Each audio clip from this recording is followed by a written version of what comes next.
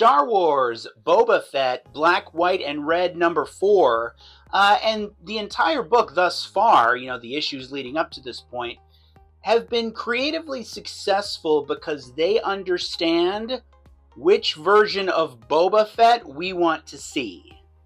It's not this Boba Fett from the prequels. It's not even this Boba Fett from, the Mandalorian era. It's this Boba Fett. It's the mercenary that we originally saw in The Empire Strikes Back. This book gets it.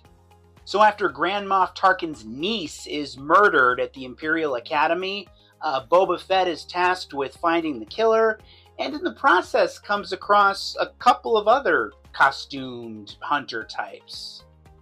But yeah, this book I think really understands what made Boba Fett popular in the first place. I mean, he's a mysterious guy with a cool costume that wants to get paid and will ruthlessly pursue a payday at any cost. It's not a hard concept to get, really. Grand Moff Tarkin isn't in this book very much, but the angle with him is interesting. It adds a nice sort of extra dimension. And the black, white, and red color scheme really works. It adds a certain gritty feeling to the proceedings.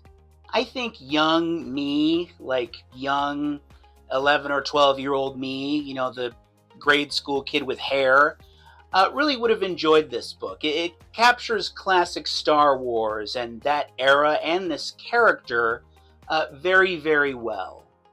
How does Superman deal with society's money ills? Well, in Action Comics number 1093, we see that it's largely the way you would hope he would. He is Superman, after all. So this is the latest issue of the Mark Waid and Skylar Patridge run on Action Comics. Takes a look back at Clark Kent's days as Superboy in Smallville. And in this issue, a corrupt banker type forecloses on a bunch of farms in Smallville, and Superboy has to respond. It's always kind of interesting when superhero comics deal with practical issues like money, especially a character like Superman who's so ethics-centric. One of my favorite Superman moments that I've ever seen was actually done in an issue of Nightwing back in, I think, the late 90s, early 2000s.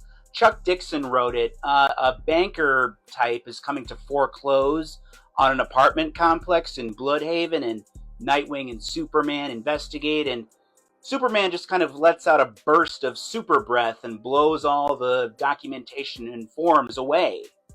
So in the spirit of fighting for the common man and the underdog, so to speak, he's able to kind of cheat the system without actually cheating, if that makes sense. He does that same kind of thing in this issue, which I think is why I really like it. It's actually my favorite Action Comics issue that Waid and Patridge have put together so far. It's some very nice character work in terms of Clark Kent, Superboy, Superman, and how he came to believe the things that he believes as an adult. And of course, all this is very true to the way Superman was originally written in the 30s. He was a fighter for the common man and the oppressed. And on top of everything else, I continue to be a fan of Skylar Patridge's sort of update to the Superboy look. Even Superman loves him a pair of Chuck Taylors. In Ferocious #2, we see a dynamic that kind of puts a different spin on Till Death Do Us Part. I'll explain. So yeah, we're still very much playing catch-up from December because of the Baldy Awards. And one of the books that I wanted to make sure that I did not lose touch with here was Ferocious from Mad Cave Studios. This book is about a draconic devil demon type warrior woman who is saved during a battle by a young boy and then proceeds to go slaughter the boy's entire village, destroy his life, etc. But then in order to enact his revenge on this warrior woman, the boy, Ren is what he's called, becomes her apprentice, and he's being trained by her so that he can eventually kill her, and she knows this, and it's a weird kind of twist on the lone wolf and cub dynamic. I really like it though, and this issue does a great job of showing to us how that dynamic works and how it's sustainable, how it just doesn't implode. Our penciler here, Emmanuel Ercolani, also does a fine job of injecting a little bit of humanity and vulnerability into this demon warrior woman character, but not too much. It's an interesting balance that not only the two characters are finding here, but that character is finding. And of course, Andy Clark's covers here are amazing. That first cover in particular really sold this story and this idea to me.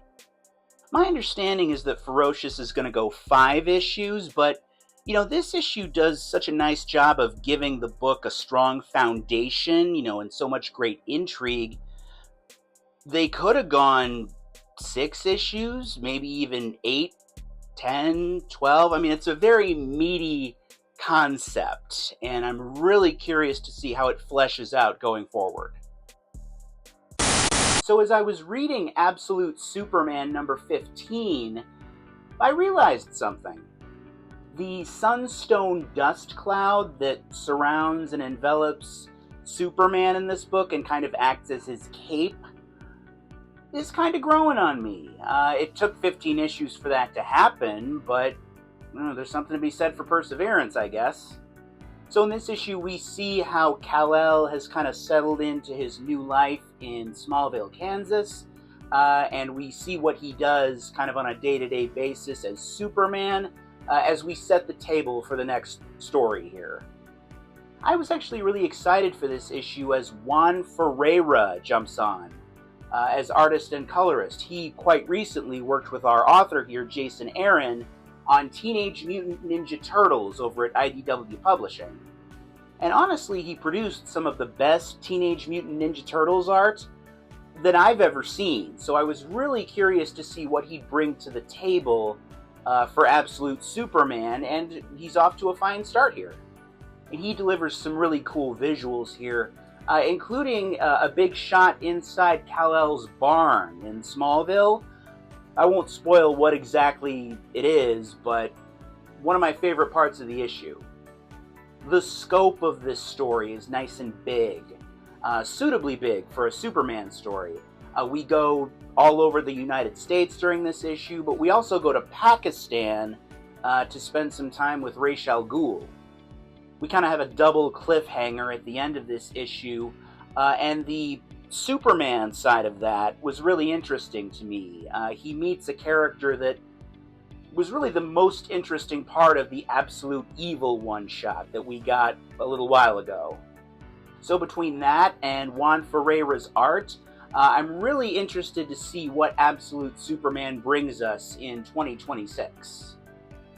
Star Wars Han Solo Hunt for the Falcon number 5 wraps up what I think is one of the more interesting and really character-driven Star Wars comic books that we've seen in quite some time. I highly recommend it. It is missing something, though, and I'm going to tell you what that is. So this issue wraps up a story of Han Solo and Chewbacca matching up against Unkar Plutt in their quest to get back the lost Millennium Falcon. Our author here, Rodney Barnes, does a tremendous job establishing Han Solo's motivation, what the Millennium Falcon means to him, why it's so important to him. This is really Han Solo's midlife crisis to an extent, and that's okay because it feels natural and real. Ramon Rosanas also does a tremendous job with the art here. I think I've previously put over how he draws Han Solo himself. My big complaint with this story, maybe my only complaint, is that we never flash back to see how and when the Millennium Falcon was stolen. How that happened, what Han Solo's reaction was to it at the time. That's a big background detail that's missing here. I'm assuming that that's a Lucasfilm issue, not anybody on the Marvel side of things wanting to leave that out for whatever reason. I'm a little unsure why Lucasfilm would want to hold that back, though. I mean, the sequel trilogy is over, and, I don't think they're going to go back to that moment in like a TV show or a movie or anything, so why not just show it to us? Still, Hunt for the Falcon is effective without it. A very nice table setter for The Force Awakens, which I would recommend to anybody who is interested in Star Wars canon and Star Wars comics. So at what point does a superhero team have too many superheroes? That's kind of the question I was pondering after reading JSA number 15. So this is part 3 of the JSA Year 1 storyline that tells us how the Justice Society of America came together. We have various smaller groups of heroes fractured off, but they have yet to come together and form one big group. So, I actually went back and counted. There are 13 superheroes in this book that will presumably make up the Year 1 incarnation of the Justice Society of America. And then I realized, oh wait, Hawkman and Hawkgirl aren't in this issue, and they're in the group too, so that number actually rises from 13 to 15, plus anybody who might come along in subsequent issues, or maybe somebody I'm forgetting about. Is that too many heroes?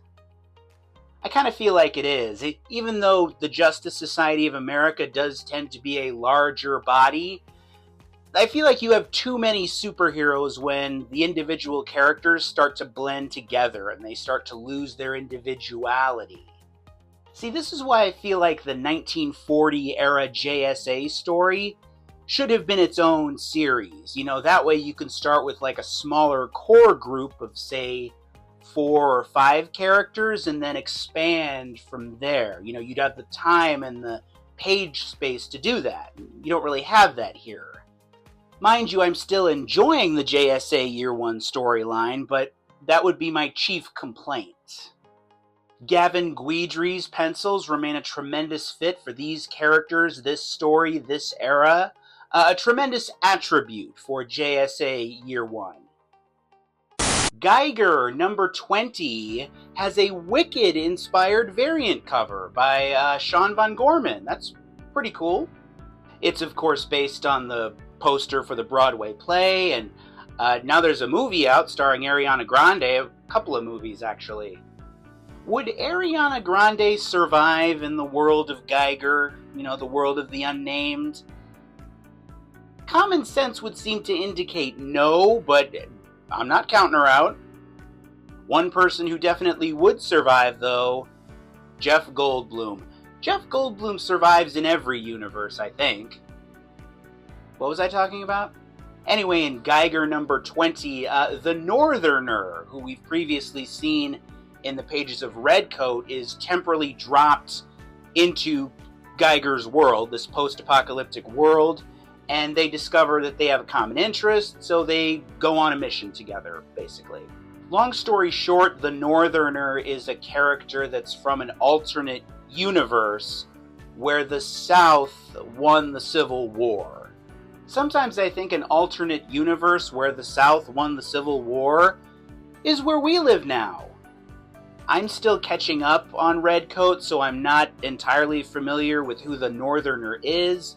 Luckily, this book makes him very accessible to people who've just been reading Geiger. It explains who he is, what his motivations are, etc. Don't underestimate how much value and mileage you can get out of drawing animals credibly and well. That's one of the things that Gary Frank has taught me via looking at his work on Geiger. Like Barney, the two-headed dog, has a couple of really cool solo panels in this issue that Brad Anderson colors really well. And Zigzag the Zebra also has a nice moment in this issue. Some of Gary Frank and Brad Anderson's best work with this Geiger book have been with the animal cast members. Issue 6, I think, is one of the best issues they've done. It's about Barney, the two-headed dog, wandering off and finding a zoo filled with mutated animals. Does Gary Frank live at a zoo? Is that why he's able to draw so many different animals so well? I don't know. So I was really excited coming into Where Does the Rainbow End, #1, and I'm just as excited coming out of it, and I really think that you should be excited too. And I'm going to tell you why. This story takes place in like a semi-dystopian future version of New York City that's really tarnished and polluted, where humans and robots coexist. Mind you, though, robots are kind of second-class citizens, and one of our main characters, Ralph, works in a landfill, and one day he finds an abandoned baby there, and he and his robot companions raise the baby as one of their own, and naturally, conflicts arise as the child gets older. So Rainbow is part of the same universe, at least loosely, as Love Me a Romance Story, which was done by all these same creators, and it was one of my favorite comics of 2024. It really captured me. And then last year, a story called Long Cold Winter came out, also by these creators, which was pretty good. And now this year we've got Rainbow. What these books all kind of have in common is that they're all about finding pockets of sweet humanity in a world that's largely tapped out of such things. And our artist Stefano Cardacelli and our author Francesca Perillo and our colorist Lorenzo Scaramella and everybody that works on these stories are really able to get you to feel some things with this universe that they've created. They definitely were in Love Me, and this story, Rainbow, has a lot of potential to do the same thing. The opening pages of this issue, like the first 3 or 4 pages, are really strong. It starts out with kind of an expository page, which sort of formally lays out how this version of New York City works, how the world works. And then you've got a tremendous shot of Ralph contrasted with the Statue of Liberty. And then you have this really nice, like, quasi-cinematic shot of the city that, sort of takes you down and into the city. And then you've got a panel that shows us the artificial smile on Ralph's face, which, fittingly enough, is indicative of his demeanor. But yeah, then you get into the baby storyline, and there's just a lot of meat on the bone with this story, and I'm really interested to see where they go. This universe, though, this Stefano Cardacelli, Francesca Perillo, Love Me a Romance Story, Where Does the Rainbow End universe, needs a name, though. We need to be able to call it something. I've been calling it the Love Me universe. That doesn't really roll off the tongue. Cardacelli-verse works a little bit better, but not much. I don't know. What would you call it? Either way, I am very happy to be back and anxiously awaiting more. I even like the way the birds look in this universe. Like they're emaciated and dirty, like they're a microcosm for the universe itself.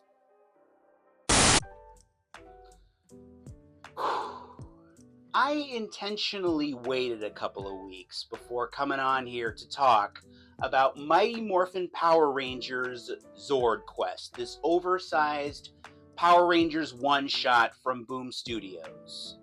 Because there's something in this issue that, as a Power Rangers geek, this book's targeted audience, really frustrated me. And it has happened enough other times in Boom Power Rangers projects that I think it's time to call them out on it. And I'm not going to name any names or sling any mud at anybody in particular because I don't know how this happened. For all I know, it was an innocent mistake, okay, an accident. But at the same time, I'm a lifelong Power Rangers geek and I paid $8 for this issue. So I've earned the right to say my piece as far as I'm concerned.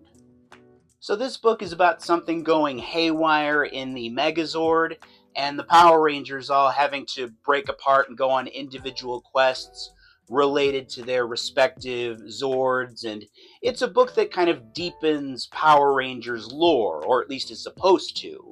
And I was really looking forward to this book for several weeks.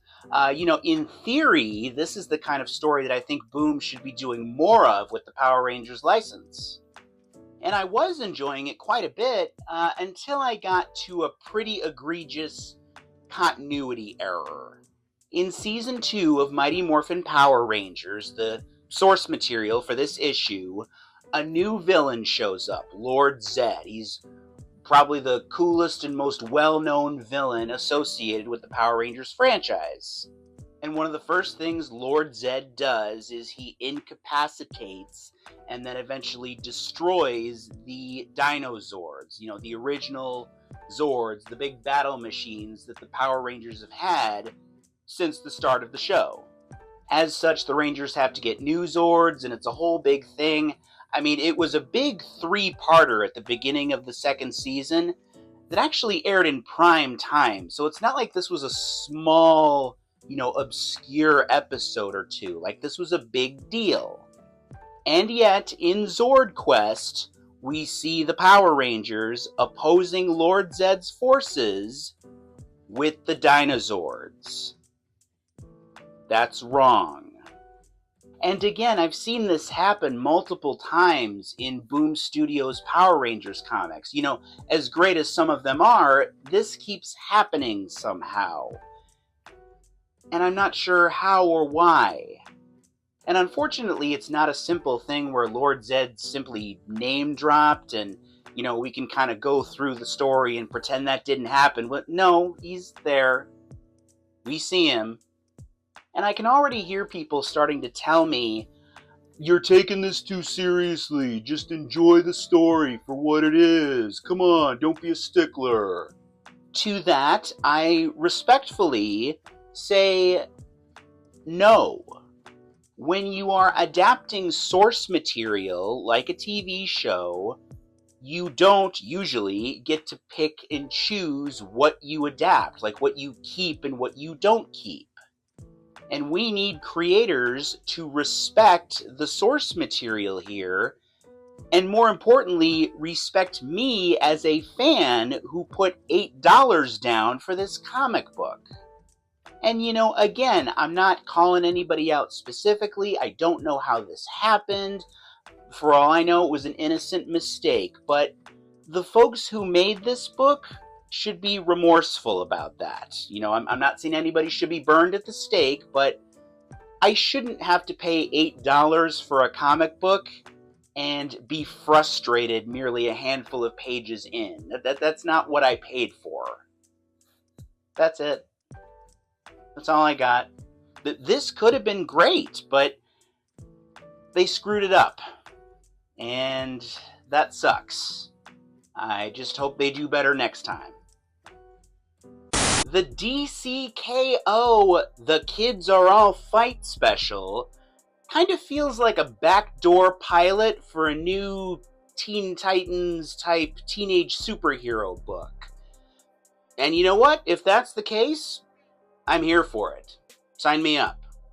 So in this oversized one-shot, John Kent gets basically stuck babysitting a bunch of younger heroes as the events of DCKO are happening. Specifically, Quiz Kid, Fair Play, Cheshire Cat, and The Boom. But when these young heroes want to investigate a problem down on Earth, John basically gets in over his head, other heroes get involved peripherally, that kind of thing. I really like this team. This core team, John Kent, with the 4 characters I just mentioned. And when I say this team, I'm also including our author Jeremy Adams and our artist Travis Mercer. These creators with these characters and this kind of story, it's got a real good feel to it. And that's why I kind of feel like it's a backdoor pilot type story for a new young superhero type team book. If I say backdoor pilot, do you guys know what I'm talking about?